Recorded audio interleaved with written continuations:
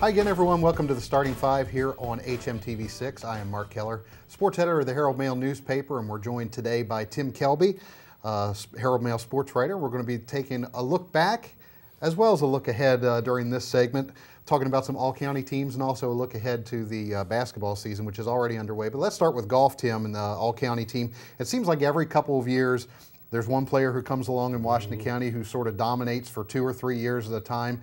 That's kind of what happened with Aaron Staley. Well, and even go a few years back, that it was pretty much a school that dominated, and that was Smithsburg. And then comes along Aaron Staley, and he dominates out of North Hagerstown. And he's the Player of the Year again this year, and that's the 3rd year in a row. The young man didn't reach his goals of winning a state championship, but nonetheless, he was the best in the county. Yeah, he didn't quite have the year that maybe he hoped and so forth, but he was still clearly the guy in the county. Clearly, he averaged 36 per 9 holes, had a low of 33 on a very tough course. I believe it was River Downs, which I've played, and I haven't scored nearly as well, but it's a tough course. But he was an easy choice for it. But he had, a lot of good players on that team with North, that especially a couple that are going to be back next year. But again, clearly the best. And you mentioned kind of the pendulum has swung to North Hagerstown as the powerful team here in Washington County. What do they have coming back next year? Well, they've got Drew Miguel. He was on the first team. He'll be coming back. And they've got an upcoming sophomore, Kyle Moore, that shot very well in the districts. Unfortunately, he didn't do well enough earlier in the season, but he has really come along, and he could be one of the top players next year.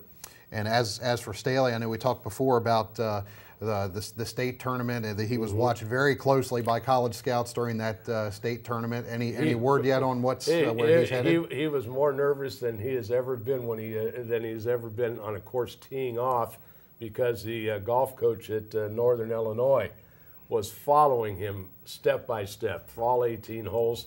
And look, just watching everything he did, how he played, his mannerisms, the whole 9 yards. And I think that's where he hasn't done anything officially yet. But the last time I saw him, when we did our story for Player of the Year, that pretty much, I think that's what he's looking at doing. Okay, that's the all-county golf team. That was in Monday's Hearld-Mail. You can still check that out online at herald-mail.com. One that hasn't run yet will be in Friday's paper. We're going to give you a little sneak preview here today, is the all-county boys soccer team. And Tim, in a team sport like soccer, the one Player of the Year doesn't always stand out. And I know you had a couple different candidates this year for Player of the Year. Yeah, the Player of the Year is Corey McClure, a senior at Clear Spring. He didn't have the gaudy numbers, not someone that racked up 50, 60 points during the year. He had 32, he had 15 goals, 2 assists. But he was the leader among several players on that team that posted a 13-3-1 record, one of the best in Clear Spring history. The team won the county championship.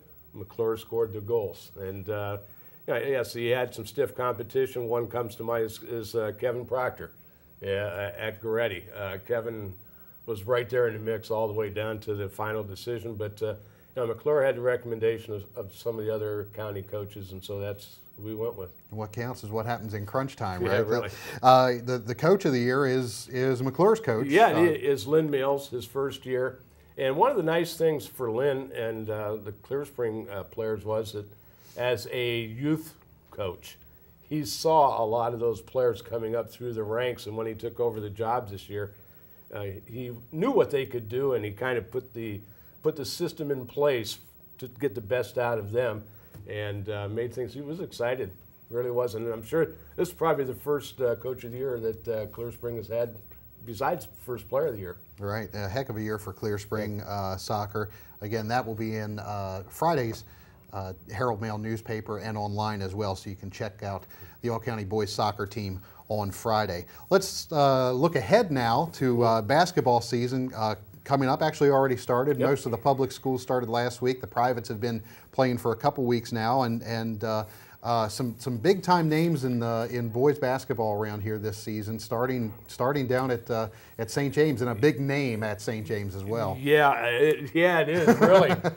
Obi Inakionya is the big man at St. James. He's got his brother Namdi, who popped in 41 a couple of nights ago. But Obi is the one that's being heavily recruited, D1 schools, 6'8". He's got a game outside, inside, and he's got some speed. He's the whole package. And he's going to lead St. James all year long.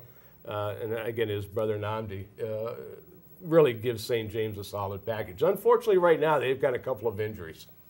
Who else, individually are players that we can look for? Individually, we've got Martin Gebbin, the junior at St. Maria Goretti, who put on about 50 pounds during the off season, is up to about 240, and it was 50 pounds of muscle, and he grew 2 inches to 6'9".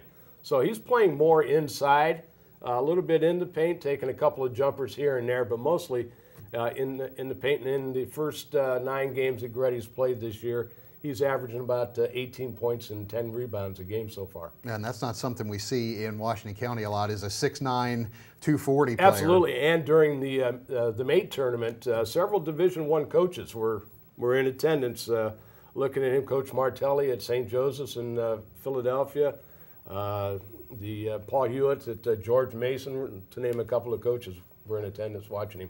Team-wise, obviously, Goretti and St. James will be teams to sort of keep an eye on. You saw South Hagerstown on Tuesday night against North. What can we look for the two city teams? Well, South, I don't think it's going to have the record as they did last year, simply because they don't have the bench. Coach Kevin Naylor is trying to develop some of that right now. If he can, I think they can be good. They obviously have an excellent Player of the Year candidate in 6'4" Devin King. Well, how much he can do all alone, it's hard to say. North gave South a good battle. They've got a couple of players, Andrew Yasik, Eli Boykin, Isaiah Keys. Now, they're just going to, what they did Tuesday, had a lot of turnovers that cost them. They're just going to put everything together.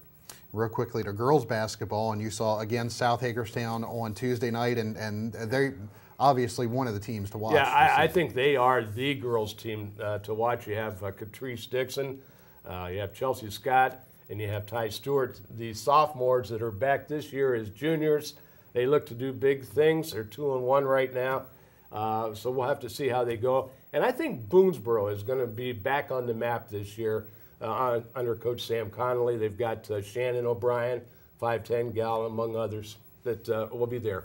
Okay. We'll have more on the starting 5 coming up real soon.